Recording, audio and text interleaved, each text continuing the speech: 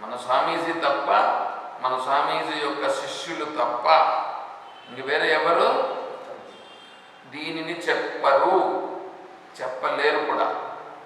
ఇప్పుడు స్వామికి శిష్యులు ఎంతో మంది అందరూ కూడా చెప్తారు.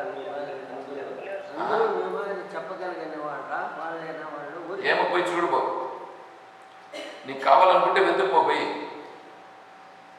ఎందుకంటే మీకు ఇంటి దగ్గర కూర్చొని నేను చెప్తాను కదా, మీకు ఇంటి దగ్గర కూర్చొని మీరు వచ్చినా రాకపోయినా నేను వచ్చి కూర్చొని ఇక్కడ పారాయణం నేను చేసుకుంటే నేను చెప్తున్నాను కదా.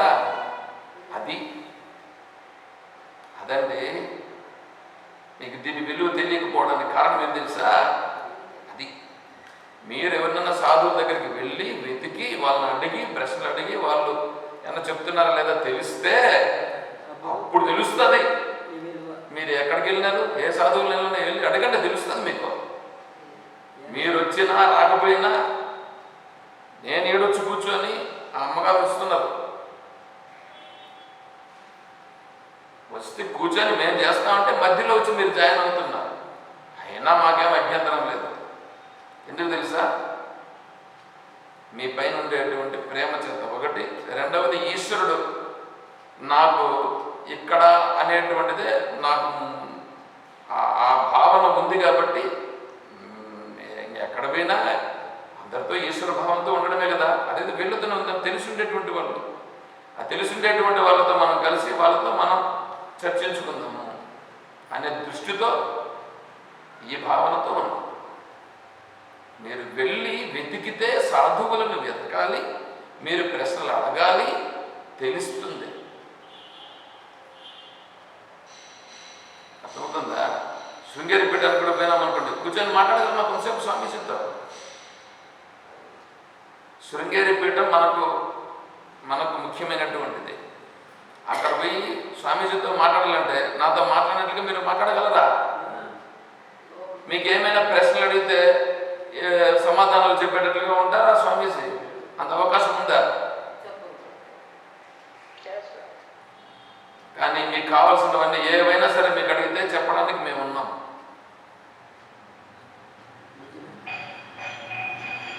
అది మీరు గుర్తించారు. ఎందుకంటే నేను చెప్పాల్సిన పని లేదు, కానీ చెప్పేటట్టుగా మీరే చేశారు. చెప్పేటట్టుగా చేశారు, నేనేం చేయమంటారు? తప్పదుగా. కాబట్టి సంసారంలో ఉండి జ్ఞాన మార్గములో వెళ్ళుట అంటే సంసారంలో ఉంటూ సన్యాసిగా మారుట. సంసారంలోనే ఉండాలా, సన్యాసిగా వ్యవహారం చెయ్యాలా. సంసారంలో ఉంటూనే సన్యాసముగా వ్యవహరించాలి. అంటే నేను సన్యాసిని అనేటట్లుగా ఉండాలి. ఏ టైంలోనైనా సరే నేను సన్యాసానికి రెడీ అనేటట్లుగా ఇక్కడ ప్రిపేర్ కావడం. ప్రిపేర్ కావడం అంటే అభ్యాసము చేయుట. అందరూ చూడడానికి నేను ఉండాలి సంసారంలో. అందరూ చూడడానికి సంసారి, కానీ వాడికి నేను సన్యాసి ఉండాలి. అర్థమవుతుందా? చూడ్డానికి సంసారి, భావన సన్యాసి. అలా ఉండుట అనేది చెయ్యి అని చెప్తున్నారు ఇప్పుడు ఇక్కడ. సన్యాస కర్మయోగశ్చ నిశ్రేయసకరావుభౌ. ఇప్పుడు సన్యాసము కర్మయోగం అంటే నువ్వు కర్మలో ఉంటూనే సన్యాసిగా ఉండుట అనేది ఒకటి. రెండవది సర్వకర్మ సన్యాసం. ఇవి రెండు గొప్పవి, మంచివి. ఈ రెండింటిలో ఏది శ్రేష్టం ఇప్పుడు చెప్పండి మీకు. ఈ రెండింటిలో సర్వకర్మ సన్యాసంలో ఉండడం శ్రేష్టమా, ఈ కర్మలో ఉంటూనే సన్యాసిగా ట్రైనింగ్ కావడం మంచిదా? అది అర్థమైందా ఇప్పుడు? అది ఎక్కడ చెప్పినాడు అతనికి సర్వకర్మ సన్యాసంలో ఉండేవాడికి అతనికి సంసారం ఇంకా ఉందా? అతనికి లేదు, అతనికి అవసరం కూడా లేదు. అర్థమవుతుందా? అది చెప్పారు ఇక్కడ పరమాత్మ. సర్వ స్థితిలో ఉండుట అనే దానికి నువ్వు ప్రాక్టీస్ చేయనైనా. కాబట్టి సన్యాస కర్మయోగస్య నిశ్రేయసకరావుభౌ తయోస్తు కర్మ సన్యాసాత్. కర్మను విడిచిపెట్టడు కంటే కర్మలో ఉంటూనే కర్మయోగో విశిష్యతే. చూసారా, అది చెప్తే ఈ చెప్పేటువంటి మహామహులందరూ ఏం చెప్తారు తెలుసా? సన్యాసం కంటే కర్మయోగం శ్రేష్టం అని చెప్తారు. ఇప్పుడు నేను చెప్పింది ఎట్లా ఉంది? నేను చెప్పింది ఎట్లా ఉందంటే అర్థమైంది ఏమన్నా? నేను చెప్పింది ఇప్పుడు కర్మయోగం శ్రేష్టమా, సర్వకర్మ సన్యాసం శ్రేష్టమా? కర్మయోగం ఎవరికి శ్రేష్టం? సంసారంలో ఉండే వాళ్లకు కర్మ సన్యాస యోగం వాళ్ళకు శ్రేష్టం. ఈ సర్వకర్మ సన్యాసంలో ఉండే వాళ్ళకి వాళ్ళు మళ్ళా కర్మ చేస్తారా? కాబట్టి వాళ్ళకి అవసరంలా, వాళ్ళకి చెప్పలా. ఇప్పుడు వాళ్ళకి చెప్తాను ఈ మాట. ఇతరుని ఉద్దేశించి చెప్తున్నాడు. ఇతన్ని ఉద్దేశించి ఎందుకు చెప్తున్నాడు? ఇతన్ని ఉద్దేశించి కర్మయోగమే గొప్పదని ఎందుకు చెప్తున్నాడు? వీడికి కర్మయోగం గొప్పదని చెప్పలేదని అనుకో, వీడిని ఇన్స్పిట్ చేసి వాడు అడిగిపోతాడు. అడిగిపోతాడు, ఉండగలడా? వాడు ఉండలేడు. కాబట్టి ఏం చేయాలి? నువ్వు ఇక్కడే ఉంటూ సన్యాస యోగమును అవలంబించు, దానికి రెడీ కా. కాబట్టి ఇదే గొప్పది అని చెప్పాడు. అర్థమైందా?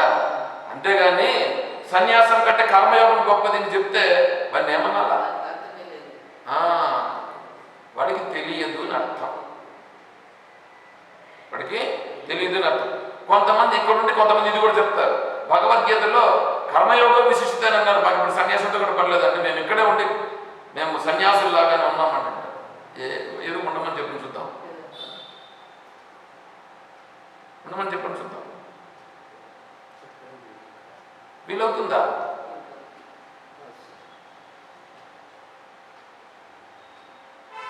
అర్థమవుతుందా? అది పరిస్థితి. అందుకని కర్మలో ఉంటూనే కర్మ సన్యాస స్థితి అనే దానిని పొందుట. కాబట్టి కర్మ సన్యాస యోగము అనుష్ఠానము చెయ్యాలి. అర్థమైందా? ప్రశ్నకు సమాధానం వచ్చింది అమ్మగారు. అంటే ఇప్పుడు ఏం చేయాలి? సంసారంలో ఉండాలి, సన్యాసిలాగా ఉండాలి. సన్యాసికి ఏముంటాయి? ఏం లేవు. ఏమన్నా జరగని, ఎక్కడన్నా పోనీ, ఏమన్నా పట్టించుకుంటాడా? అలా ఉండగలిగితే నేను ఉన్నట్లెక్క. అన్నింటిని పట్టించుకుంటూ ఉన్నామని అనుకోండి, అన్నింటిని పట్టించుకుంటూ అది కావాలి ఇది కావాలి, లేకపోతే వాడు అట్లా అంటున్నాడు వీడు ఇట్లా అంటున్నాడు, ఇవన్నీ పట్టించుకున్నాం. వాడికి ఏమవుతుంది వీడికి ఏమవుతుంది అని ఉంది అనుకో, అప్పుడు ఎట్లున్నట్లు మనం అదే దాని నుంచి బయటపడుట కొరకే. ఇప్పుడు నువ్వు ఆడుండే దానివల్ల దాన్ని చూడొచ్చు, దీన్ని చూడొచ్చు. నాయన నాకు అవసరం లేదు అని విడిచిపెట్టేస్తూ రావాలి. దానికోసం సంసారిగా ఉంటూ సన్యాసిగా మారుట. అర్థమైందా? సో నేను ఆ ప్రశ్న కూడా సమాధానం చెప్పినాను. ఇంకా మీరు ఏమైనా ప్రశ్నలు ఉంటే కూడా మీరు ఎప్పుడు అడిగినా కూడా వాటికి సమాధానాలు మనం చెప్పుతాను. ఏమనే మాత్రం సందేహం పడాల్సిన అవసరమే లేదు. సరే, ఒకవేళ మాకు తెలియనటువంటివి అంటే ఒక బ్రహ్మసూత్రాలలో మాత్రం మాకు ఇంకా ప్రవేశం లేదు. బ్రహ్మసూత్రాల గురించి స్వామీజీ దగ్గర కూడా శ్రవణం చేయాల్సి ఉంది.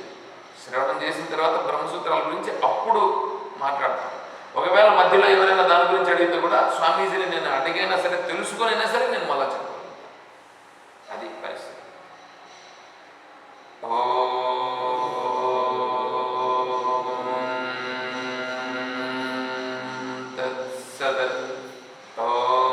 సర్వం శ్రీ సద్గురు చరణారవిందార్పణమస్తు.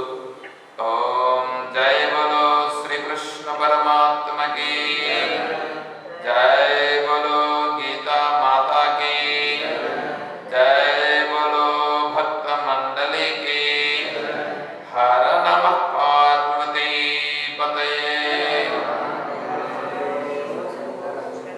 జై